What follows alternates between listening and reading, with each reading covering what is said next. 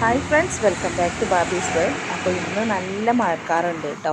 അപ്പോൾ രാവിലെ തന്നെ നല്ല മഴ ആദ്യം പെയ്തിരിക്കണു. പിന്നെ ഇപ്പോൾ അത് കഴിഞ്ഞിട്ട് ഇതാ നല്ല മഴക്കാറും ഉണ്ട്. അത് കഴിഞ്ഞ് കുറച്ച് കഴിയുമ്പോഴേക്കും നല്ല മഴ തന്നെ പെയ്തു കേട്ടോ. അപ്പോൾ ഇതാ നമ്മുടെ വീട്ടിലൊക്കെ മഴ പെയ്തുകൊണ്ടിരിക്കുന്നുണ്ട്.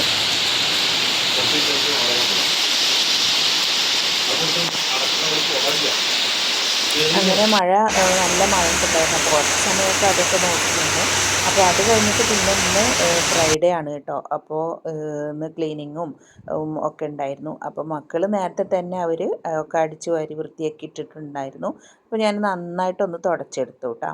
അപ്പോൾ ഇടയ്ക്ക് ഞാൻ കസേരയും അതേപോലെ തന്നെ ഈ ആർച്ചും അങ്ങനെയുള്ള ഭാഗങ്ങളൊക്കെ നന്നായിട്ടൊന്ന് പൊടിയൊക്കെ ഒന്ന് തുടച്ചിട്ടാണ് ഫുള്ള് ഒന്ന് ക്ലീൻ ചെയ്യാറുണ്ട് കേട്ടോ. അപ്പോൾ ഇന്ന് അങ്ങനെ ഒന്ന് ക്ലീൻ ചെയ്തു. അത് കഴിഞ്ഞ് ബെഡ്ഷീറ്റും കാര്യങ്ങളും ഒക്കെ ഒന്ന് മാറ്റി വിരിച്ചിട്ട്, അപ്പോൾ നമ്മുടെ അകത്തെ പണികളൊക്കെ ഒരുവിധം കഴിഞ്ഞിട്ടുണ്ടായിരുന്നു. അപ്പോൾ ഞാൻ ആദ്യമൊക്കെ ഒരുമിച്ച് ചെയ്യുക എന്നുള്ളതായിരുന്നു. ഇപ്പോൾ നമുക്ക് അതിനേക്കാൾ എളുപ്പം കുറേശ്ശെയായിട്ട് ചെയ്യുക എന്നുള്ളത് കൊണ്ട് തന്നെ ഞാൻ ബാത്റൂമൊക്കെ 2 ദിവസം മുന്നേ തന്നെ ക്ലീൻ ആക്കിയിട്ട് ഇട്ടിട്ടുണ്ടായിരുന്നു കേട്ടോ. അപ്പോൾ അകത്തുള്ള എല്ലാം കഴിഞ്ഞു. ഇനി പുറത്തേക്കാണ്. അപ്പോൾ മോൾക്ക് ഇന്ന് സ്കൂളും ഉണ്ട്. അപ്പോൾ അവൾക്ക് ഇന്ന് ബ്രേക്ക്ഫാസ്റ്റ് കൊണ്ടുപോയാൽ മതി എന്ന് പറഞ്ഞിരുന്നു. അപ്പോൾ അവൾ അത് നേരത്തെ തന്നെ പറഞ്ഞിട്ടുണ്ടായിരുന്നു, ബ്രേക്ക്ഫാസ്റ്റ് മതി, എനിക്ക് ചോറ് വേണ്ടാന്ന്. അപ്പോൾ പിന്നെ ഞാനിന്ന് ദോശയാണ് ഉണ്ടാക്കുന്നത്. അത് തന്നെയാണ് അവൾക്ക് കൊടുത്തയക്കുന്നത് കേട്ടോ. അപ്പോൾ ഞാൻ പണിയൊക്കെ കഴിഞ്ഞ് വന്നപ്പോൾ മധുര ഇടാതെ തന്നെ ഒരു ഗ്ലാസ് വെറും ചായ ഉണ്ടാക്കുകയാണ് കേട്ടോ. അപ്പോൾ അത് ഉണ്ടാക്കുന്നുണ്ട്. അപ്പോഴത്തേക്ക് ഞാൻ ലേശം വെള്ളം ചൂടാക്കാനായിട്ട് വെച്ചിട്ടുണ്ട്. അപ്പോൾ വെള്ളം സ്കൂളിലേക്ക് മോൾക്ക് കൊണ്ടുപോകാനും അതേപോലെ തന്നെ ദോശയിലേക്ക് ഇളം ചൂടുവെള്ളമാണ് ഞാൻ ഒഴിക്കുക കേട്ടോ.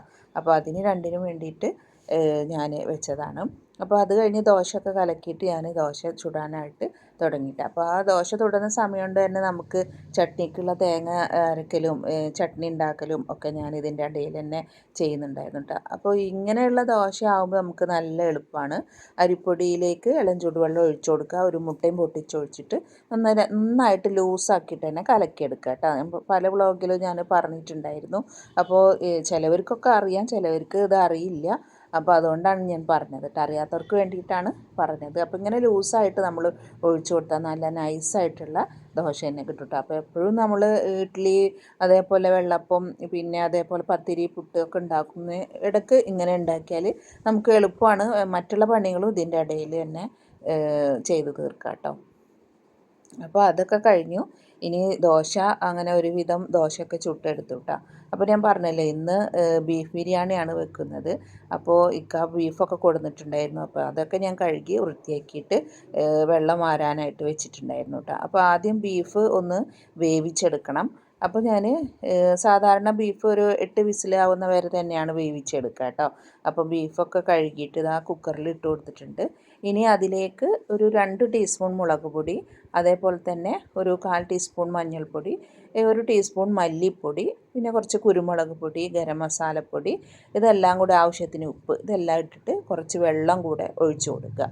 എന്നിട്ട് നമ്മുടെ കുക്കർ അടച്ച് വെച്ചിട്ട് നന്നായിട്ട് വേവിച്ചെടുക്കുക. അപ്പോൾ ഒരു 8 വിസിൽ വരെ നമ്മൾ ബീഫ് വേവിച്ചെടുക്കണം കേട്ടോ. പിന്നെ ചില ബീഫിനെ വേവിനനുസരിച്ചിട്ട് നമുക്ക് ചെയ്ത് കൊടുക്കണം. അങ്ങനെ ഞാൻ ആ ബീഫ് വേവാനായിട്ട് വെച്ചു കേട്ടോ. അപ്പോൾ അത് വേവുന്ന സമയം കൊണ്ട് തന്നെ നമുക്ക് മസാലകളൊക്കെ തയ്യാറാക്കാമല്ലോ. അപ്പോൾ അതിന് വേണ്ടിയിട്ട് ഞാൻ ബീഫ് ആദ്യം തന്നെ വേവിക്കാനായിട്ട് വെച്ചു കേട്ടോ. അപ്പോൾ അതിൻ്റെ ഇടയിൽ മോൾക്ക് ബ്രേക്ക്ഫാസ്റ്റ് തന്നെയാണ് കേട്ടോ ലഞ്ചിനും കൊടുത്തു വിട്ടിട്ടുണ്ടായിരുന്നത്.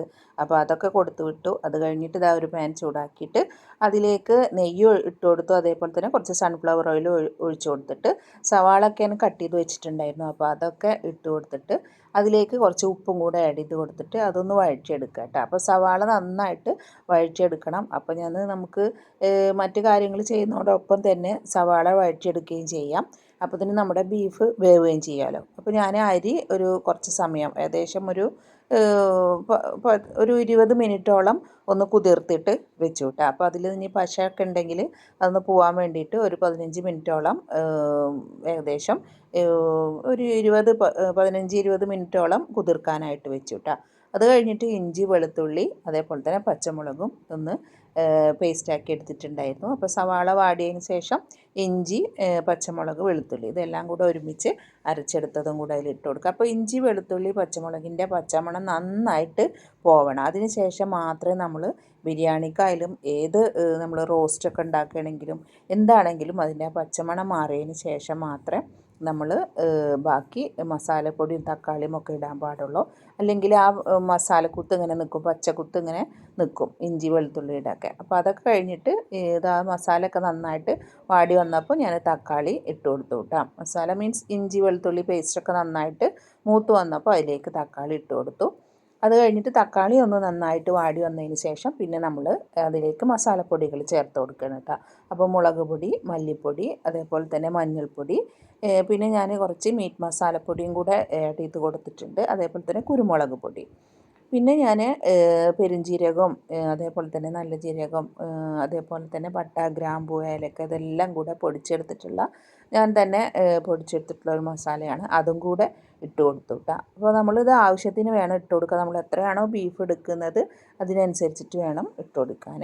അങ്ങനെ ഈ മസാലപ്പൊടികളെല്ലാം തന്നെ ചേർത്ത് കൊടുത്തിട്ട് ഇനി നമ്മൾ ഇത് നന്നായിട്ട് ഒന്ന് വഴറ്റിയെടുക്കുക. ചെറിയ സിമ്മാക്കിയിട്ട് നന്നായിട്ട് ഇടയ്ക്കിടയ്ക്ക് ഇളക്കി കൊടുത്തിട്ട് നന്നായിട്ട് ആ മസാലയൊക്കെ നന്നായിട്ട് മൂത്ത് വന്നിട്ട് മാത്രമല്ല അതിന് ആ എണ്ണ തെളിയണം. അതിന് ശേഷം മാത്രമേ നമ്മൾ തൈരും അതേപോലെ തന്നെ മറ്റുള്ളതൊക്കെ ചേർക്കാവൂ. അപ്പോൾ ഞാൻ മല്ലിച്ചപ്പ് പുതിന ഇട്ടിട്ടില്ല, ബാക്കിയെല്ലാം തന്നെ ഇട്ട് കൊടുത്തിട്ടുണ്ട്.